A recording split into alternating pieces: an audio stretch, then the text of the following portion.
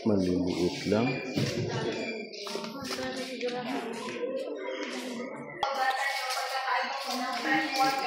Ito, laki.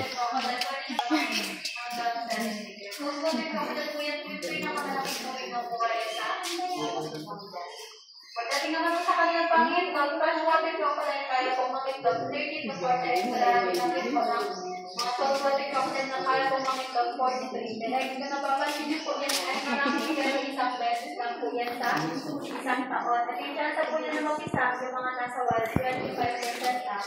Pero dito po sa indicator sa 84 to 50%. Ito medyo malaki.